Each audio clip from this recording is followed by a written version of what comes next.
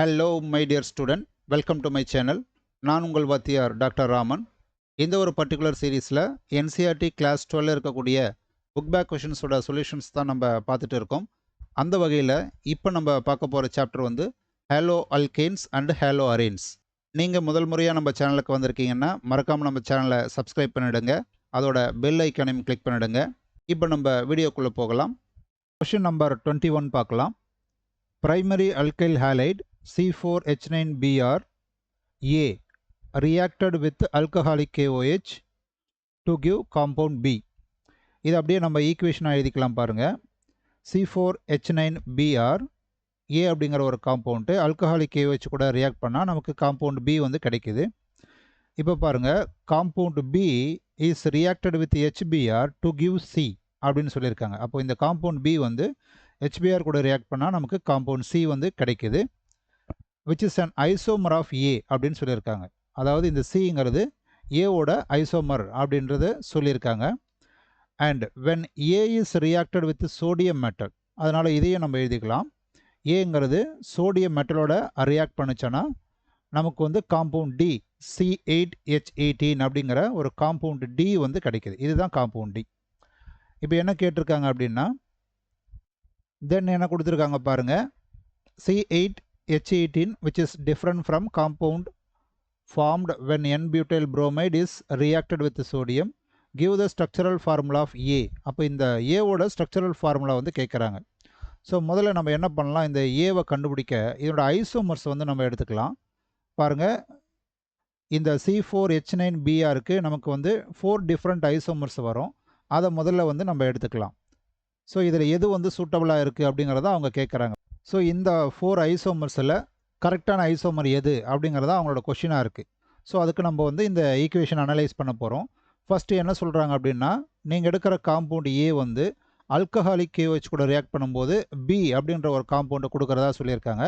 அப்போ நம்ம இந்த 4 ஐசோமரையுமே ஆல்கஹாலிக் KOH கூட ரியாக்ட் பண்ணி என்ன ப்ராடக்ட் வருது அப்படின்றத நம்ம செக் பண்ணலாம். இப்போ வந்து நமக்கு அல்கைல் ஹேலைட்ஸ் ஜென்ரலாகவே வந்து அக்வஸ் பொட்டாசியம் ஹைட்ராக்சைடு கூட ரியாக்ட் பண்ணால் எலிமினேஷன் தான் நடக்கும்.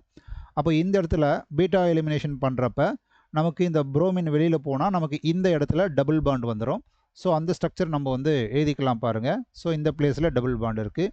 இதில் வந்து பீட்டா ஹைட்ரஜன்ஸ் வந்து 2 சைடில் இருக்குது. பட் நம்ம மேஜர் ப்ராடக்ட் எடுக்கும்போது இந்த இடத்துல நமக்கு டபுள் பாண்ட் வரும். அந்த மாதிரி ஒரு ஸ்ட்ரக்சரை நம்ம போட்டுக்கலாம். இதுவும் வந்து எலிமினேஷன் தான். அண்ட் தேர்ட் ரியாக்ஷனில் இங்கே பிஆர் இருக்குது, இதுக்கு பீட்டா ஹைட்ரஜன் இந்த இடத்துல இருக்கிறதுனால டபுள் பாண்ட் இந்த ஏரியாவில் தான் வரும். ஸோ அந்த எலிமினேஷன் ஸ்டெப்பையும் நம்ம போட்டாச்சு. நெக்ஸ்ட்டு இந்த பிஆருக்கு பாருங்கள், பீட்டா எலிமினேஷன் பண்ணுறப்ப இந்த 3 CH3மே சேம் பிளேஸில் தான் இருக்குது. அதனால் ஏதாச்சும் ஒரு பிளேஸில் நம்ம வந்து டபுள் பாண்டை போட்டுக்கலாம். லெட் சைடு வந்து நம்ம இந்த டவுனில் வந்து டபுள் பாண்டு இந்த இடத்துல ஃபிக்ஸ் பண்ணிக்கலாம். ஓகேவா? இப்போ நம்ம எலிமினேஷன் பண்ணியாச்சு. அப்போது பின்ற ஆப்ஷனுக்கு இதில் எது வேணாலும் இருக்கலாம். நமக்கு கரெக்டான இந்த ஐசோமர் தெரிஞ்சால் மட்டும்தான் இதில் எதுன்னு நம்ம கரெக்டாக சொல்ல முடியும். நெக்ஸ்ட்டு ஃபர்தராக என்ன சொல்லியிருக்காங்க அப்படின்னா, HBRோட ரியாக்ட் பண்ணும்போது C அப்படின்ற ஒரு காம்பவுண்ட் வந்து கிடைக்கிறதா சொல்கிறாங்க. அப்போது இங்கே இருக்கிற பீஸ் எல்லாமே நம்ம வந்து HBr கூட ரியாக்ட் பண்ணலாம். ஸோ HBr ரியாக்ஷன் அப்படிங்கிறது இது ஒரு அடிஷன் ரியாக்ஷன். எப்போ வந்து நம்மக்கிட்ட இருக்கிற ஒரு அல்கீன் வந்து HBr கூட ரியாக்ட் பண்ணுறோமோ இது வந்து அடிஷன் ரியாக்ஷன் சொல்கிறோம். இது வந்து மார்க்கோனிக் ஆஃப் அடிஷனை ஃபாலோ பண்ணும். அதாவது bromine negative portion of the HBr வந்து carbon having lesser number of hydrogen of a double bond வந்து சேரும். சரிங்களா? அப்போ இந்த புரோமின் வந்து இந்த இடத்துல டபுள் பாண்டுக்கு எங்கே கார்பன் லெஸராக இருக்கோ இந்த இடத்துல தான் வரும், இந்த சைடு வராது. இதுதான் மார்க்கோனிக் ஆஃப் ரூல். அதனால் இந்த புரோமினை வந்து நம்ம இங்கே அட்டாச் பண்ண போகிறோம், ஹைட்ரஜன் வந்து இங்கே அட்டாக் பண்ண போகிறோம். சரிங்களா? ஸோ அந்த மாதிரி நம்ம ப்ராடக்ட் எழுதும்போது நமக்கு இந்த மாதிரி கிடைக்குது. இதே மாதிரி ஒவ்வொரு இடத்துலையும் பண்ண போகிறோம். அகெயின் இந்த புரோமின் வந்து இங்கே ரெண்டுமே சேம் அப்படிங்கிறதுனால நம்ம எந்த பக்கம் வேணாலும் ஆட் பண்ணலாம், ஒன்றும் பிரச்சனை இல்லை. அண்ட் இந்த இடத்துல பாருங்கள், புரோமின் வந்து இந்த கார்பனில் தான் அட்டாக் பண்ணணும், ஏன்னா இங்கே தான் வந்து ஹைட்ரஜன்ஸ் வந்து ரொம்ப கம்மியாக இருக்குது. ஸோ அந்த மாதிரி ஒரு ஸ்ட்ரக்சர் வந்து நம்ம போட்டுக்கிறோம். அண்ட் இந்த இடத்துலையுமே வந்து புரோமின் இங்கே தான் வரணும், ஏன்னா இங்கே தான் கார்பன் கம்மியாக இருக்குது. எல்லாமே வந்து நம்ம மார்க்கோனிக் ஆஃப் அடிஷன் படி ஃபாலோ பண்ணுறோம். ஸோ இப்போது எல்லாமே இந்த ரியாக்ஷன் நம்ம கம்ப்ளீட் பண்ணியாச்சு. பட் இங்கே ஒரு ஐடியா நமக்கு என்ன கொடுத்துருக்காங்க அப்படின்னா, the C which is an isomer of A அப்படின்னு சொல்லியிருக்காங்க. அப்போது இந்த இடத்துல தான் நமக்கு C அப்படின்றது வந்திருக்கு. இது வந்து ஏவோட ஐசோமர் அப்படின்னு சொல்கிறாங்க.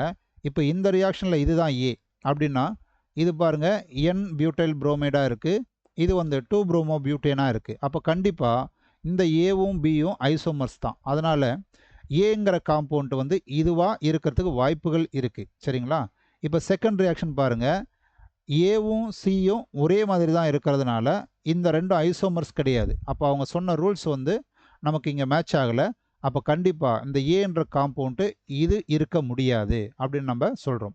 தேர்ட் ஆப்ஷனில் பார்த்தா அகெயின் பாருங்கள், இங்கே வந்து ஃபஸ்ட்டு பிளேஸில் புரோமின் இருக்குது, இங்கே செகண்ட் பிளேஸில் புரோமின் இருக்குது. கண்டிப்பாக இந்த ரெண்டு ஐசோமர். அப்போது இன்னொரு காம்பவுண்ட் இதுவாகவும் இருக்கலாம். ஏங்கிறது இதுவாக இருக்கலாம். அண்ட் இந்த ஆப்ஷன் பாருங்கள், ஏ காம்பவுண்ட்டும் சி காம்பவுண்ட்டும் ஒரே மாதிரி இருக்கிறதுனால இது வந்து ஐசோமர் கிடையாது. அப்போ அந்த ரூல்ஸ் வந்து நமக்கு மேட்ச் ஆகாததுனால இதுவும் இருக்க முடியாது அப்படின்னு சொல்கிறோம். ஆகையினால இந்த C4H9Br அப்படின்ற ஒரு மாலிக்யூல் ஃபஸ்ட் ஆப்ஷனாக இருக்கலாம், இல்லை இந்த ஐசோமராக இருக்கலாம். ஸோ இதில் ரெண்டில் எது அப்படின்றத நம்ம வந்து நெக்ஸ்ட்டு கண்டுபிடிக்கணும். ஸோ ஃபர்தராக என்ன சொல்கிறாங்க அப்படின்றத நம்ம வந்து பார்க்கலாம். ஸோ இப்போ இந்த ரெண்டு நம்ம எடுத்துக்கலாம். ஓகேங்களா? ஸோ அங்கே நமக்கு எது மேட்ச் ஆச்சோ அந்த ஐசோமர் மட்டும் எடுத்துக்கிறோம். ஃபர்தராக அவங்க என்ன சொல்கிறாங்க அப்படின்னா, when A is reacted with sodium metal it gives compound D. அதோட ஃபார்முலா வந்து C8H18 இருக்கணும் அப்படின்னு சொல்கிறாங்க. அப்போ இதை வந்து நம்ம சோடியம் கூட ரியாக்ட் பண்ணுறதா வச்சுக்கலாம். சோடியம் கூட ரியாக்ட் பண்ணும்போது ஆக்சுவலாக இந்த அல்கைல் ஹேலைடு வந்து 2 டைம்ஸ் ரியாக்ட் ஆகும். இதை வந்து நம்ம வுட்ஸ் ரியாக்ஷன் அப்படின்ற ரியாக்ஷனில் நம்ம படிச்சிருக்கோம். சரிங்களா? Woods reaction. அப்போ நமக்கு வந்து வரக்கூடிய ப்ராடக்ட் வந்து இந்த மாதிரி கிடைக்கும். சரிங்களா? 2 டைம்ஸ், அதாவது ஈவன் நம்பர்ஸ் ஆஃப் கார்பனில் நமக்கு கிடைக்கும். ஆக்சுவலாக இதனோட மாலிகுலர் ஃபார்முலா பார்த்தீங்கன்னா C8H18 அவங்க கொடுத்த அதே ஃபார்முலா வரும். சரிங்களா? இதுதான் வந்து காம்பவுண்ட் டியாக இருக்கலாம். ஒருவேளை இந்த ஐசோமர் வந்து அதே மாதிரி வுட்ஸ் ரியாக்ஷனில் இன்வால்வ் ஆச்சுன்னு வச்சுக்கோங்க. சோடியம் கூட ரியாக்ட் ஆகும்போது சேம் வுட்ஸ் ரியாக்ஷன் நமக்கு அகெயின் வந்து இந்த NaBr அப்படிங்கிற வெளியில் போச்சோன்னா ரிமைனிங் வந்து நமக்கு இந்த மாதிரி ஒரு ப்ராடக்ட் வந்து கிடைக்கும். இதனோட மாலிகுலர் ஃபார்முலாவும் நமக்கு C8H18 தான் இருக்கும். இதுவுமே காம்பவுண்ட் டியாக இருக்கலாம். ஸோ இங்கே என்ன சொல்கிறாங்க அப்படின்னா, when A is reacted with a sodium metal it gives compound D which is different from the compound formed when N-butyl bromide is reacted with sodium அப்படின்னு சொல்கிறாங்க.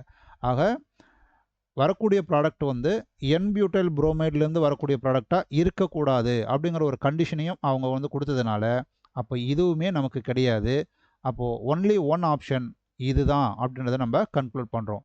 ஸோ இந்த காம்பவுண்ட் C4H9Br அப்படிங்கிற ஒரு காம்பவுண்டுக்கு நம்ம இனிஷியலாக 4 ஐசோமர் எடுத்திருந்தோம். அதில் கரெக்டான ஸ்ட்ரக்சரல் ஃபார்முலா சொல்லணும் அப்படின்னா இதுதான் சரியான ஸ்ட்ரக்சரல் ஃபார்முலா. அதாவது 1 புரோமோ 2 மெத்தில் ப்ரோப்பேன் அப்படிங்கிறது தான் சரியான ஃபார்முலா.